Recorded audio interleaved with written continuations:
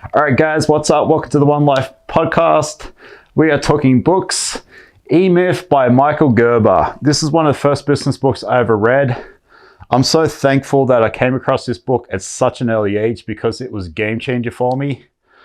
And the biggest things I got out of this book was just because you're good at a trade doesn't mean you're good at running that business. So this book talks about a baker running a baking business.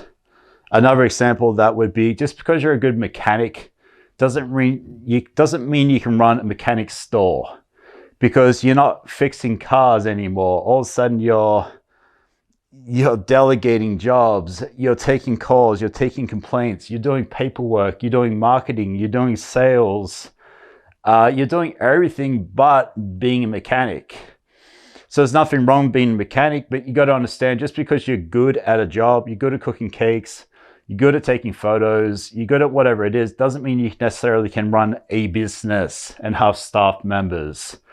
And learning that from an early age, I saw that firsthand. And you see a lot of people like, hey, why am I working for this person? I can do it myself. They're not paying me enough.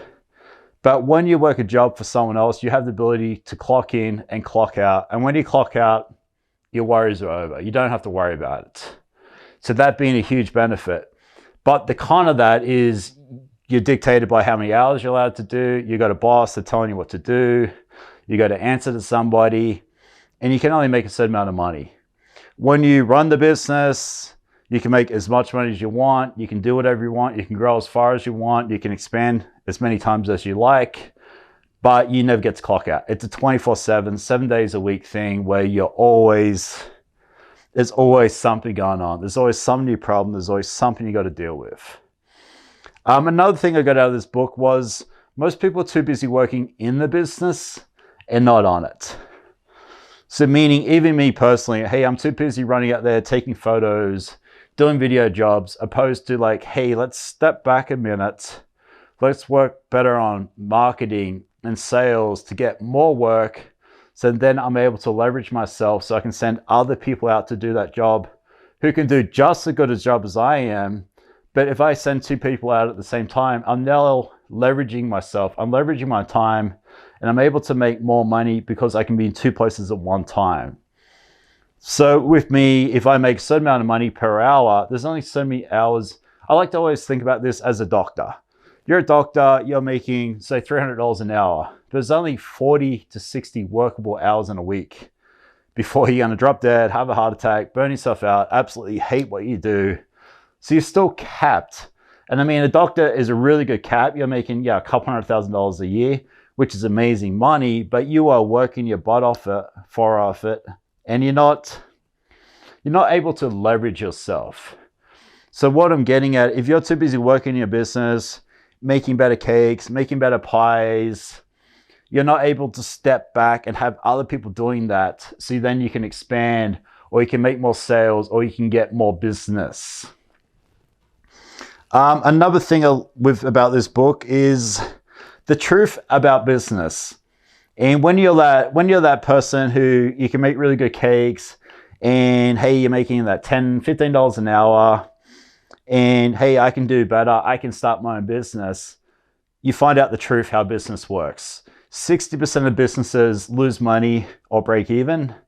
And when you work for yourself, you're working harder, you're working longer hours, and you can't call in sick. You can't call out. Just because you don't feel like going today, you can't do that because it's your business. And for that business to succeed, you need to keep pushing. And I've seen it a lot over the years. A lot of people start a business and they go from working 40-hour weeks to now suddenly they're working 60, 80-hour weeks. They're working 7 days a week. The whole life is dictated by that business, and they get stuck. And the only way out is to close the business. And that kind of defeats the purpose why they want it in the first place. Most people go into business to create freedom, to create more money, so they're able to step back. But what I was saying, they're too busy working in the business and not on it. A big thing this book talks about is the difference between the technician, the business owner, and the entrepreneur. The technician is someone like a mechanic who's really good at fixing cars, and that's what they do. and that's what they get paid for. The business owner who runs the business, oversees the business, and they're the business owner. And then the entrepreneur is the person who grows the business, pushes the business, markets the business, hires, fires, does all the hard work, the work that really matters. And by being the technician, you're able to grow your business, scale your business, delegate jobs. So then you've got a bigger, more successful business opposed to a technician who's just there to do one job. And then the last thing I would say about this book, and the biggest thing that I learned, is the ability to develop systems so you're able to step back and leverage yourself. And a really, really good example, and a simple example of this, is McDonald's. McDonald's is such a big business, is such a successful business. It may not have the best product, but it has a consistent product. And it's consistent because of the systems.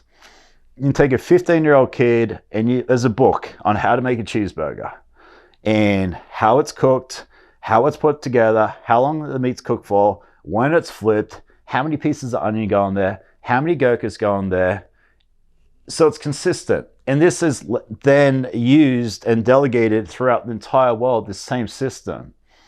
So if you're a baker, it's like, just because you can make that cake, you need to now step back, develop a system where now someone else can step in and run through that system and make the same cake.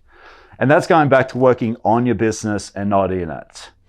So for me, as a photographer, a videographer, okay, now I need to develop systems where I can then outsource the work, or I can hire someone to do the job for me. So for an example would be, it could be a basic checklist.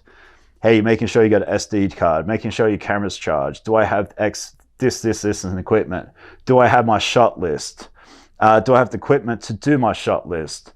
Whatever it is, having the system there so the person you're hiring or the person who works for you is able to succeed at the job. So that was kind of like a long ramble on this book, but E-Myth, Michael Gerber, highly recommend reading it. It's amazing.